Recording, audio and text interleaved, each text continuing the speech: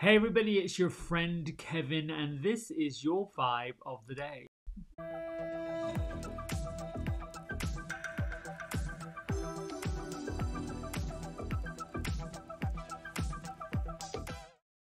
So hello there, hello there, hello there. I am excited by something that came in the mail yesterday, so let's get right to that. Here, the Gateway of Light Activation Oracle deck, which I have heard about through the summer and got to pre-order in September, and they arrived last night. If you go to kylegray.co.uk/gateway, you will find links to this deck. But you know, like most children of the galaxy, I could not wait to open the box and to look at the cards and to create a bond with them. And it does take a little while to create a bond with cards, even if, those of us that are immersed in, let me shut down this noisy computer, do not disturb until tonight. Thank you.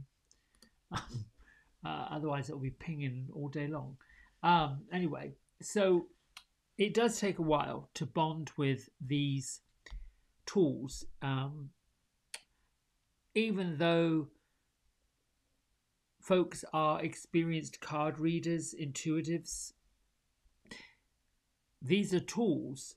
It's a bit like a painter who paints or uses tools for whatever reason, a different brush, a different pen, different set of paints, or maybe they work with fabric, learning to find your way with anything takes some time and commitment and dedication. Anyway, enough about that. I pulled one card, Hatha Light Codes, Light Immersion, Full System Upgrades, Power Recall. Now, this Gateway of Light Activation Oracle with incredible artwork by Jennifer Holcard, who incidentally did, let me see if I can find it, did this one for me. He is enchanting, inspired by the great Melchizedek. I like to call him fondly the alchemist. Beautiful, gorgeous. Every time he's up here in my office, but every time I look through him, talk with him, see him, it's quite interesting. And then, of course, we have, could be a moth. I like to think it's a fairy. I like to think it's a portal coming from the heart, joining energies, if you will. But there you go, that's just me. All right. Let's put that away and get right to our cards. Yes, that's an old candle holder, all that filthy nonsense in the bottom. I use it to elevate the images so that they come into focus. But look what I've got for you today. Look at these three. These women. Oh my goodness. I was pondering on what the message would be, what the reading would be, and here they come. I want to call this like the no-nonsense trio, if you will. So in the position of strength where we are, what we've got going on, what we know, is that Kali Ma has come to remind us that there are major spiritual changes unfolding right now.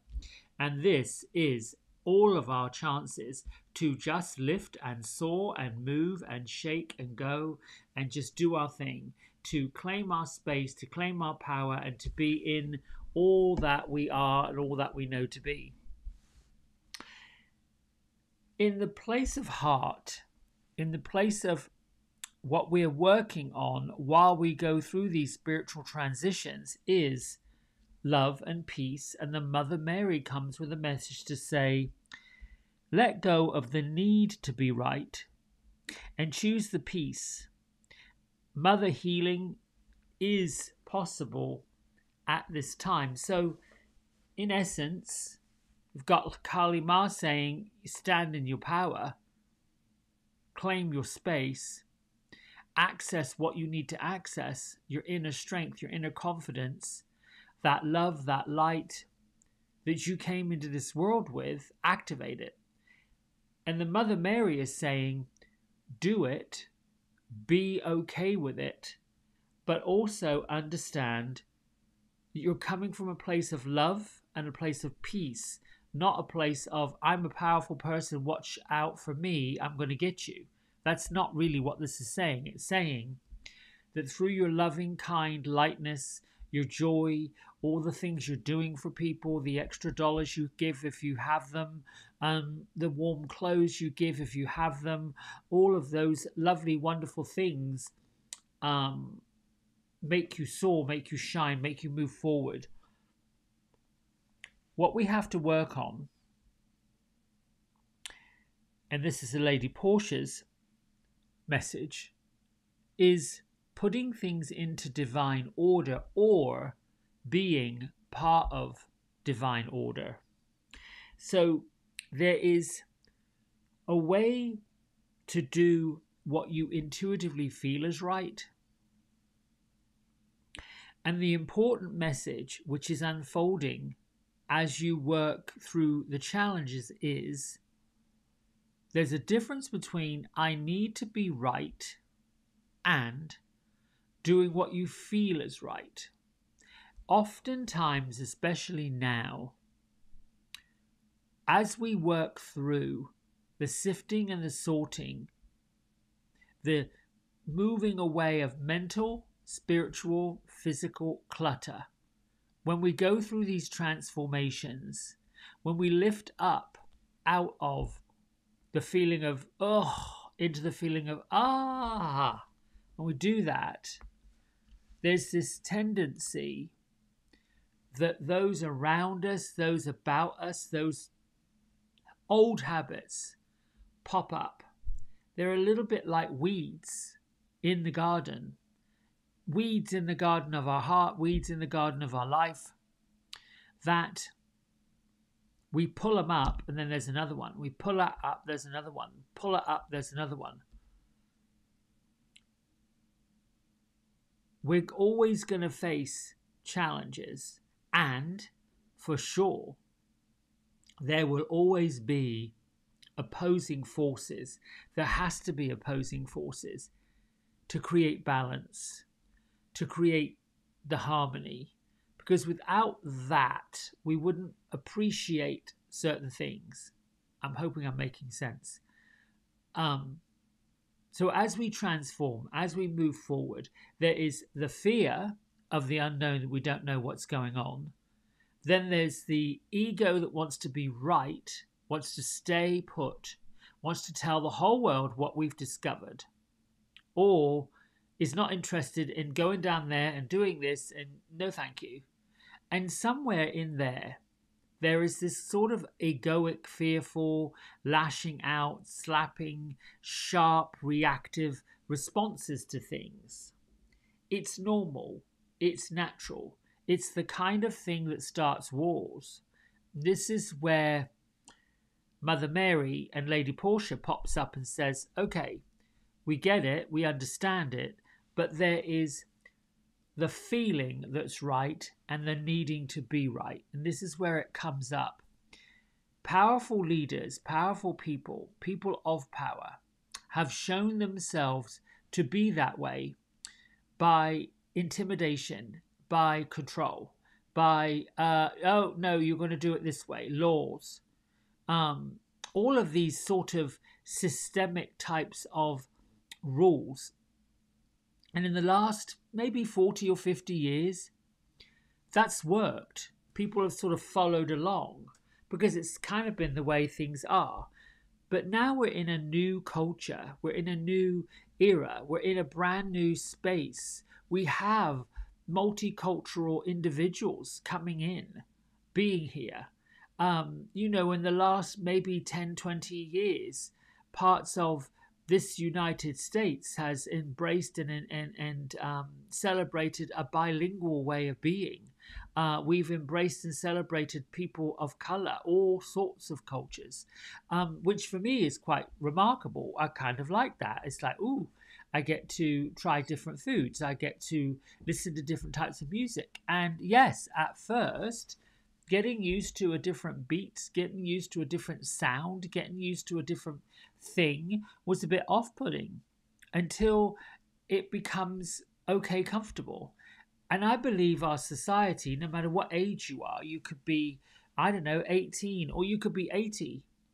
And somewhere in there is this lovely melting pot of, well, let's just be open to see what happens. That's always been the kind of way I've gone into things. My whole life has been like, I've resisted, I've pushed up, I've pushed against. I think my sticking point has been manners and decency and people just being so bolshy is what my mother would call it, pushy, shovey, entitled. And I pushed up against that. Folks who work without integrity. It can be irritating, it can be annoying, but then what feels right? Do I need to just remind somebody that you're supposed to say please and thank you? No, that's not my job. If they don't do it, they don't do it.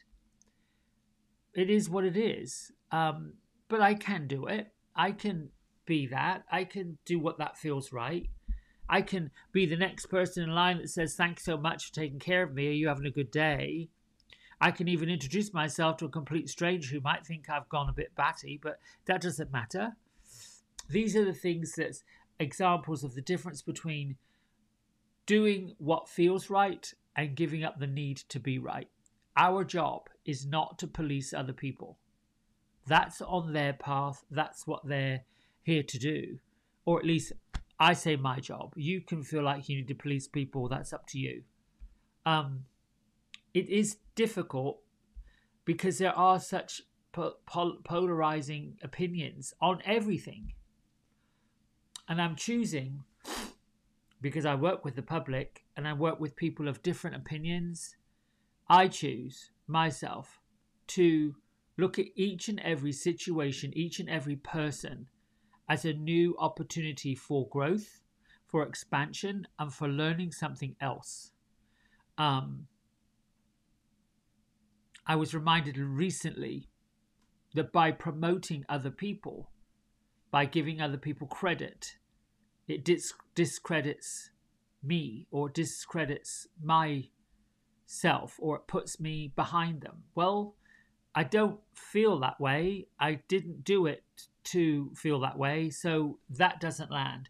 It isn't that the person needs to be right. I look at, well, what was the intention of learning this lesson? What do I need to learn about that lesson? What do I need to get from that comment? This is where the feeling right is. Well, the point is, people see other people and put them on the pedestal that they deserve to be in.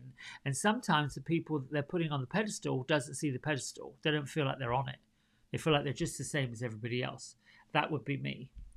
I just feel like if someone's done a good job and they're doing a great thing, so be it. I'm going to be their greatest cheerleader and say, listen, I'm happy that you're doing this. What I have noticed in that same example is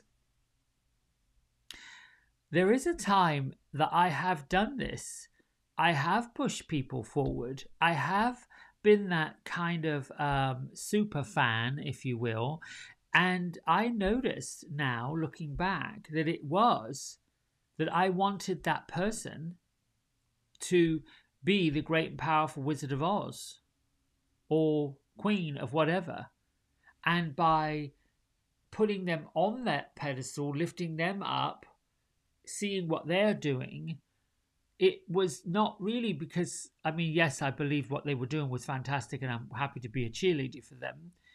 But it was also this underlying lie that I wasn't good enough. And I felt like to be acknowledged, that was the intent. I want to be acknowledged by this person. I want to be seen by this person. I want to be right up next to this person. Like that kind of syndrome of being the teacher's pet, the class hero.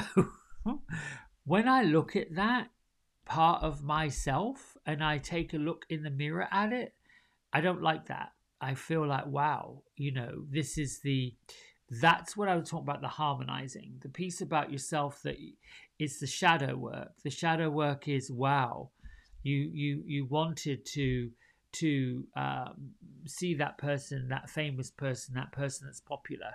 You wanted that, as opposed to just be yourself. Know that you need to see yourself. Does it matter that other people see you? And I learned a great lesson recently. Well, not recently, about a year or so ago. If you can make a difference to one person, if you can change one person's thought process for the better, for the benefit, then you've done your job.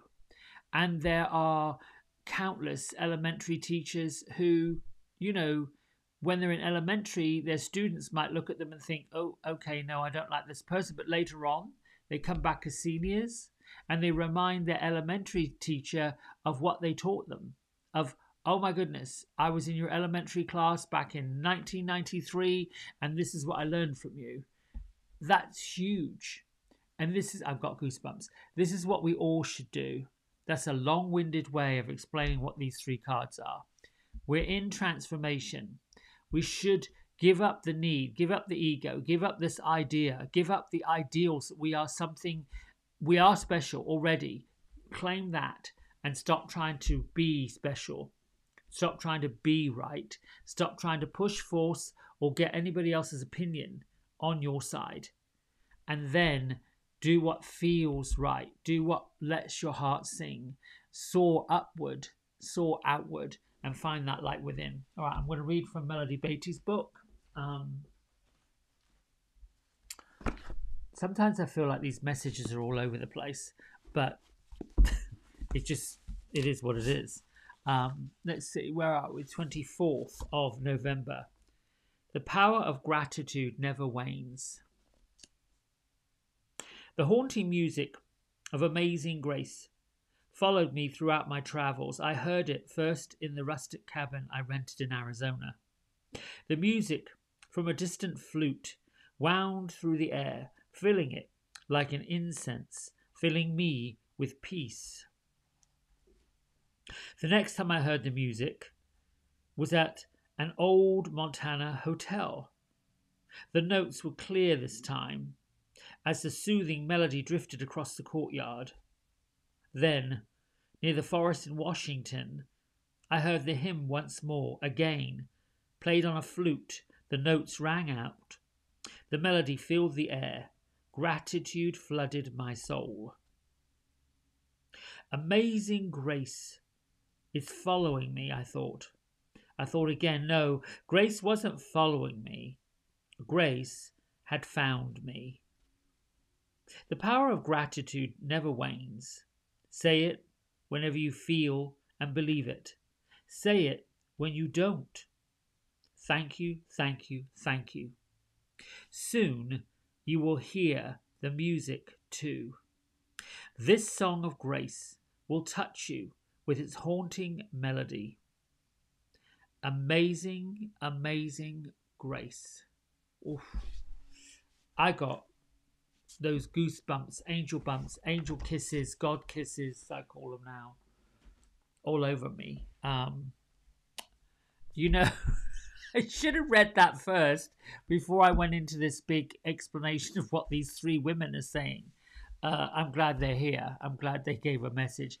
Until next time, I wish you much love, much joy, and lots of blessings. Bye, my friends.